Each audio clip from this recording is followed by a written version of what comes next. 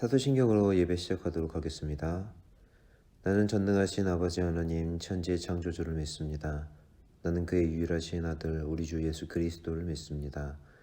그는 성령으로 잉태되어 동정녀 마리아에게 나시고 본디오 빌라도에게 고난을 받아 십자가에 못 박혀 죽으시고 장사된 지 사흘 만에 죽은 자 가운데서 다시 살아나셨으며 하늘에 오르시어 전능하신 아버지 하나님 우편에 앉아 계시다가 거기로부터 살아있는 자와 죽은 자를 심판하러 오십니다. 나는 성령을 믿으며 거룩한 공교회와 성도의 교제와 죄를 용서받는 것과 몸의 부활과 영생을 믿습니다. 아멘. 하나님의 말씀 보시겠습니다. 출애굽기 19장 5절 6절 말씀입니다. 세계가 다 내게 속하였나니 너희가 내 말을 잘 듣고 내 언약을 지키면 너희는 모든 민족 중에서 내 소유가 되겠고 너희가 내게 대하여 제사장 나라가 되며 거룩한 백성이 되리라. 너는 이 말을 이스라엘 자손에게 전할지니라. 아멘. 제가 전에 다니던 교회에서 자주 불렀던 축복송이 있습니다. 워낙 유명한 찬양이라 아마 다들 아실 거예요. 가사가 이렇습니다. 당신은 하나님의 언약 안에 있는 축복의 통로, 당신을 통하여서 열방이 주께 돌아오게 되리. 이 찬양을 부를 때는 사실 잘 몰랐는데 가사를 따로 묵상해 보니까 정말 큰 축복을 기원하는 찬양이었더라고요. 하나님의 축복을 받아서 그 축복을 다른 사람에게까지 전달할 수 있는 사람, 그것도 열방, 온 세계에 그 축복을 흘려보낼 수 있는 사람이 되라고 하는 거잖아요. 참 귀하고 아름다운 말이다라는 생각이 듭니다. 성경을 전체적으로 읽어보면 이 축복송 가사의 내용이 아주 성경적이라는 걸 알 수 있습니다. 하나님께서는 누구를 선택하실 때 항상 하시는 게 있는데 바로 축복이죠. 1차적으로 그 사람을 축복하시고 그리고 2차적으로는 그 사람을 통해서 다른 사람까지 축복을 하시죠. 아브라함의 경우가 대표적이라고 할 수 있겠네요. 창세기 12장 2절에서 하나님께서는 아브라함에게 복 주시고 이름을 창대하게 하신다고 하셨어요. 그리고 이어지는 3절에서는 땅의 모든 족속이 아브라함으로 말미암아 복을 얻을 것이라고 말씀을 하셨죠. 하나님께서는 말씀하신 대로 아브라함을 이렇게 축복의 통로로 사용하셨습니다. 그리고 그 축복은 수천 년이 지난 지금까지도 계속 이어서 역사하고 있죠. 오늘 본문의 이스라엘 역시 오늘 하나님께 특별한 선택을 받아서 특별한 축복을 받고 있습니다. 본문의 배경은 대략 이렇습니다. 이스라엘 백성들이 애굽에서 오래 노예 생활을 하다가 드디어 모세를 통해 해방되고 애굽에서 나오게 되었죠. 약속의 땅으로 가기 전에 시내산에 도착을 했는데 하나님께서 지도자 모세를 통해 오늘 본문 말씀을 이스라엘 백성들에게 전달을 하고 계세요. 그 말씀은 축복의 내용이었죠. 이스라엘 백성이 모든 민족 중에 하나님의 특별한 소유, 거룩한 백성이 될 것이라는 축복이었어요. 그리고 민족 전체가 하나님께 제사장 나라가 될 것이라는 말씀도 하셨죠. 이 말씀을 이해하기 위해 제사장이 어떤 사람인지 알 필요가 있습니다. 제사장은 하나님께 제물을 드리기 위해 특별히 구분된 직책이었습니다. 구약시대에는 아무나 하나님 앞에 함부로 나갈 수가 없었어요. 하나님께서는 너무나 거룩하시고 완벽하게 선하신 분, 너무 크고 높으신 분이기 때문에 타락한 인간이 제멋대로 그 앞에 나갔다가는 그 임재를 감당하지 못하고 죽을 수 있었거든요. 그래서 하나님께서는 제사장이라는 특별한 사람을 세우셔서 그 사람을 구분하셨어요. 거룩하게.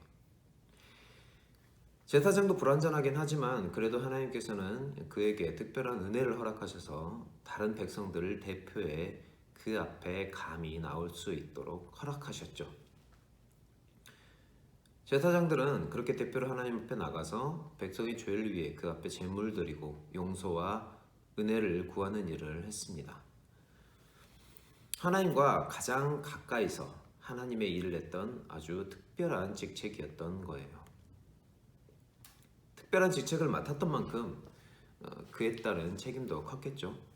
우선 그들은 평소에도 정결한 삶을 살아야 했고요.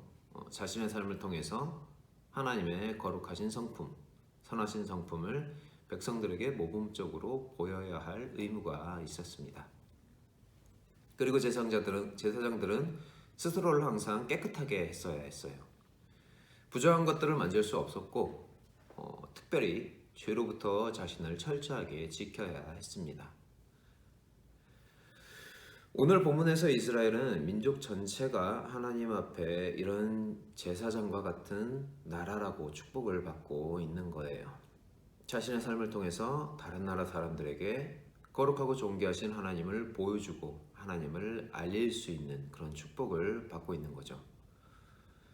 하나님께 받은 축복을 다른 민족에게도 전달하는 축복의 통로가 되라라는 귀한 말씀을 지금 듣고 있는 거죠.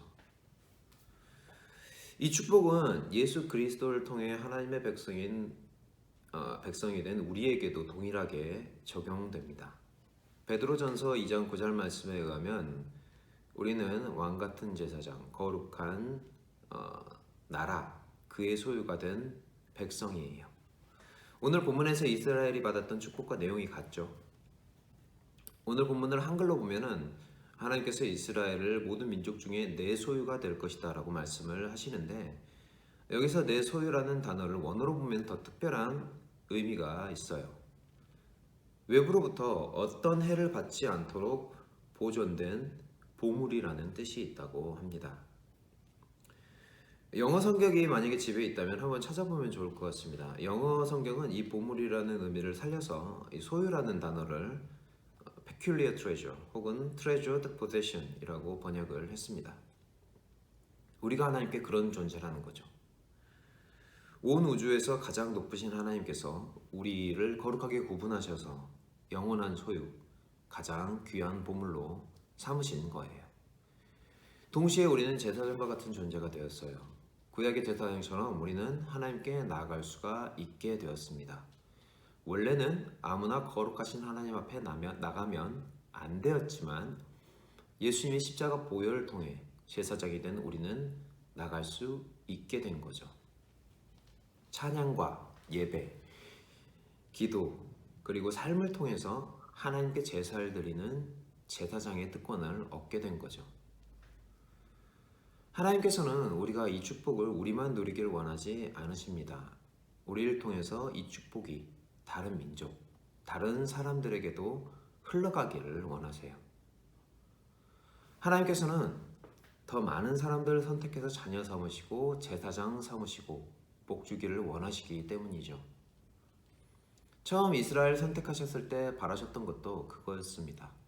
이스라엘 민족이 하나님께 복을 받아 지혜롭게 되고 부유하고 강해지는 것을 다른 이방인들도 보고 이스라엘을 따라 하나님께 나와서 그분을 믿고 섬기게 되는 것을 원하셨죠. 우리가 복 받는 것을 다른 사람들이 봐야 된다라는 겁니다. 누군가가 나를 봤을 때 정말 저 사람은 축복받은 사람이구나 라는 것을 느낄 수 있어야 한다는 거예요. 그리고 결국에는 우리가 받은 복의 주체이신 하나님을 그들도 만나고 우리가 누리는 모든 특권을 동일하게 누릴 수 있도록 해야 한다는 거죠. 우리가 그 축복의 통로가 되어야 한다는 겁니다. 그런데 우리가 이렇게 하나님께 복을 받고 복의 통로로 쓰임받기 위해서는 꼭 기억해야 할 게 있습니다. 제사장에게 특권이 있고 동시에 책임과 의무가 있는 것처럼 우리도 하나님께서 주시는 복과 권리를 누리기 위해 지켜야 할 것이 있습니다. 오늘 본문에서도 하나님께서 말씀하시죠. 너희가 내 말을 잘 듣고 내 언약을 지키면 이 모든 복을 내리시겠다고 말씀하세요. 우리가 하나님의 백성이라면 하나님의 백성답게 하나님의 뜻대로 말씀대로 살아야 한다는 거죠. 우리가 아무리 큰 복을 받아서 부유하게 잘 산다고 하더라도 우리가 악하게 산다면 사람들은 우리를 통해 하나님을 만날 수가 없습니다. 하나님의 축복의 통로로 쓰임받기 위해서는 하나님께서 어떤 분이신지 다른 사람에게 나타낼 수 있는 영광의 통로로도 쓰임을 받아야 합니다. 하나님께서는 선하고 정의로우신 하나님이세요. 그 백성인 우리 역시 그분을 따라 선하고 정의로운 삶을 살아야 합니다. 이 세상에서 하나님을 믿는 사람은 다르다는 것을 보여줘야 하는 거죠. 이렇게 우리는 이 세상에서 모든 사람에게 하나님의 축복과 하나님의 성품, 하나님의 영광을 드러내는 삶을 살아야 합니다. 우리 삶을 통해서 하나님께서 살아계시는 것을 증거할 수 있어야 하고요. 하나님께서 얼마나 좋으신 분이신지, 얼마나 위대하신 분인지 증거할 수 있어야 하는 거죠. 지금 많은 사람들이 하나님에 대해서 오해하고 그분을 대적하고 있다는 것을 많이들 알고 계실 겁니다. 하나님에 대해 모르는 사람들에게 하나님에 대해서 이야기하고 전도하는 것이 점점 어려워질 거예요. 하나님을 믿는 것 때문에 사람들에게 핍박을 받을 수도 있고 사회적으로 불이익을 당할 수도 있겠죠. 그래도 우리는 항상 우리가 하나님께 축복받은 존재라는 것을 기억해야 할 줄로 믿습니다. 오늘 본문 말씀을 통해 우리가 하나님께 받은 복이 얼마나 귀한 것인지, 우리가 복의 통로로서 받은 책임이 어떤 것인지 잘 깨달을 수 있기를 바랍니다. 오늘 말씀을 깨닫고 믿음으로써 우리 공동체 한 사람 한 사람이 이 세상에서 복을 흘려보낼 수 있는 축복의 통로로 쓰임받을 수 있기를 주님의 이름으로 축원합니다. 이 시간 말씀을 적용하여 기도하는 시간 갖겠습니다. 사랑과 은혜가 풍성하신 하나님 아버지, 오늘도 말씀을 통해서 우리들에게 믿음 주심에 감사드립니다. 깨달음 주심에 감사를 드립니다. 우리가 얼마나 귀한 복을 받은 존재인지 오늘 말씀을 통해 깨닫게 하여 주시옵소서. 우리가 주님께 선택받아 주님의 백성이 되고 주님의 제사장이 된 것이 얼마나 영광스러운 일인지 우리들이 깨닫게 하여 주시옵소서. 깨달음을 통하여서 우리가 이 세상에서 주님의 백성으로서 하나님의 영광과 하나님의 선하심, 하나님의 사랑을 나타낼 수 있는 축복의 통로로서 기억하고 우리가 쓰임받을 수 있도록 늘 우리들을 주님의 선하신 길로 이끌어 주시옵소서. 감사드리며 이 모든 말씀 살아계신 예수님의 이름으로 기도드립니다. 아멘. 주기도문으로 모든 예배 순서를 마치겠습니다. 하늘에 계신 우리 아버지, 아버지의 이름을 거룩하게 하시며 아버지의 나라가 오게 하시며 아버지의 뜻이 하늘에서와 같이 땅에서도 이루어지게 하소서.